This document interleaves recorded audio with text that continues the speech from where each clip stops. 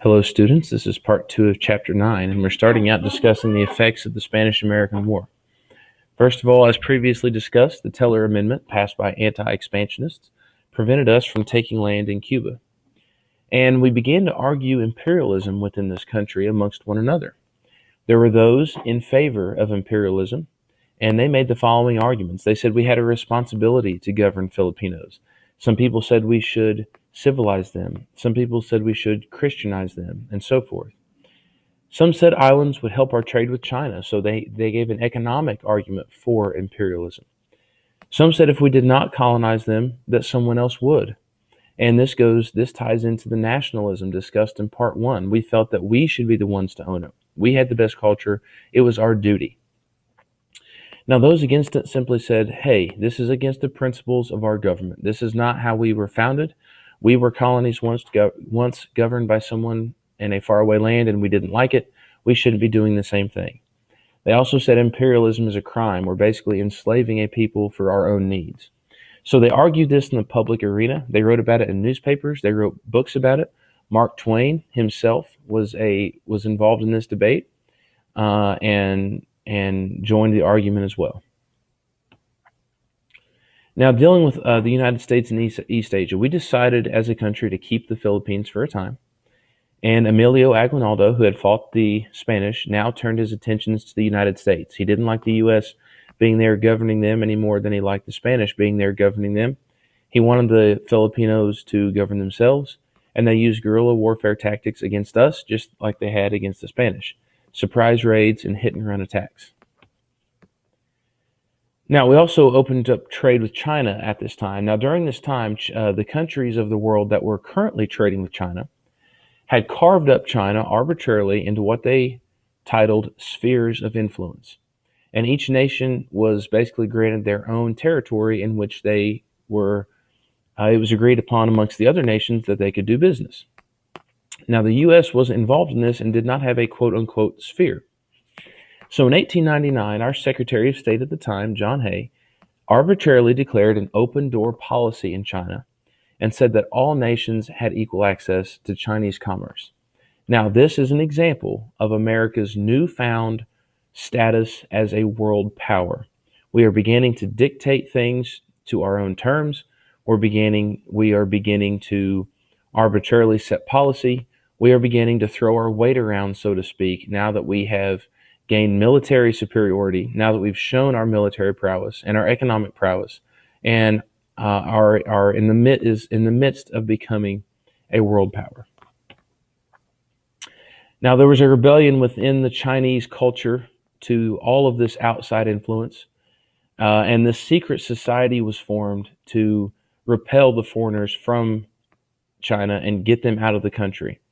This became known as the Boxer Rebellion. Now, the Boxer nomenclature refers to the fact that they used martial arts, and to European visitors and visitors from around the world, the thing they likened it unto was boxing. So they gave them the nickname Boxers, and this became known as the Boxer Rebellion, in which they used severe violence against foreigners within China to repel the foreigners from China. We also have the Russo-Japanese War occurring this time, and the dispute was trade with China. Teddy Roosevelt negotiated the peace treaty between Russia and Japan and won for this the Nobel Peace Prize.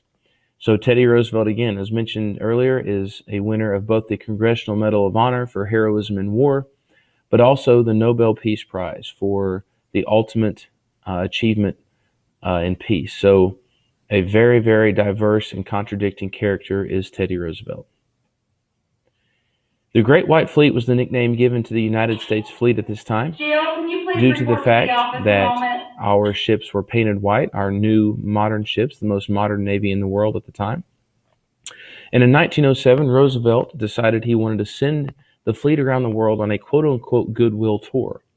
Now, this was on the surface a goodwill tour, but the true purpose was that Teddy Roosevelt wanted to show the world our new military power, our brand new modern fleet. He wanted to keep up with his foreign policy idea of walk softly but carry a big stick. He wanted to show the citizens of the world the power that America now had. Moving to Section 4, dealing with U.S. relations with Latin America. The U.S. maintained some control over Puerto Rico after the Spanish-American War, and the Platt Amendment gave us partial control of Cuba.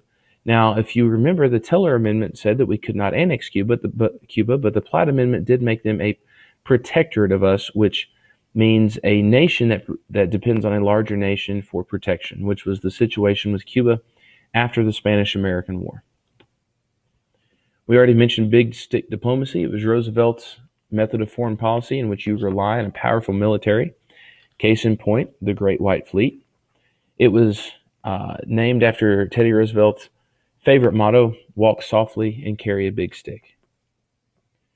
The Panama Canal incident is the situation in which the U.S. bought land in the canal zone for $40 million.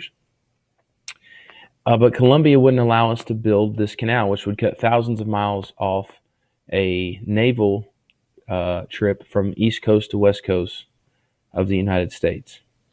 So Roosevelt supported a rebellion of the Panamanians who gained control of Colombia, declared the new nation Panama, and then gave the U.S. permission to build the canal. Very, very controversial event in American history.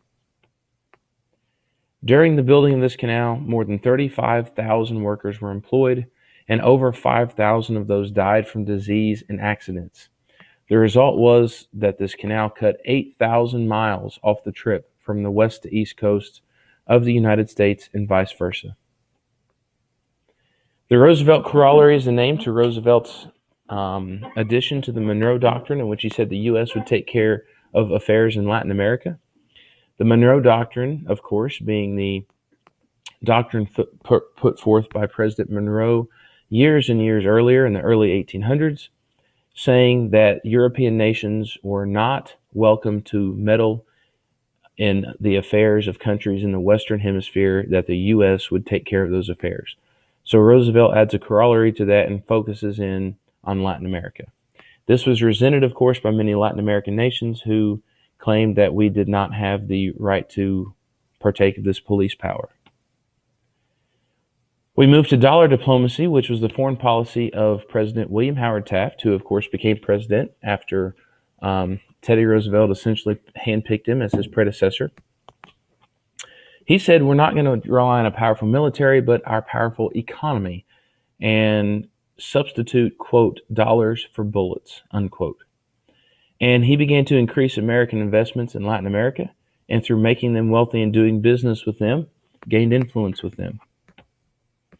And then we moved to our next president, Woodrow Wilson, who, of course, won the 1912 election whenever Teddy Roosevelt split the Republican Party into the Republicans and the Progressives.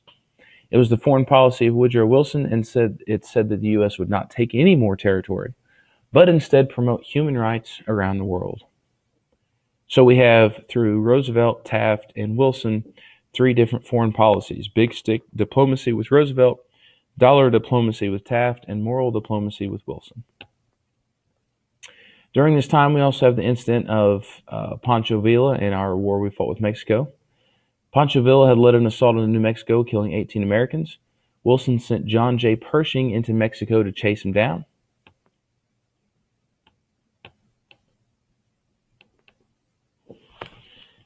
And that is the conclusion of our lecture. John J. Pershing did track down Pancho Villa and was victorious through this series of battles. Thank you for watching.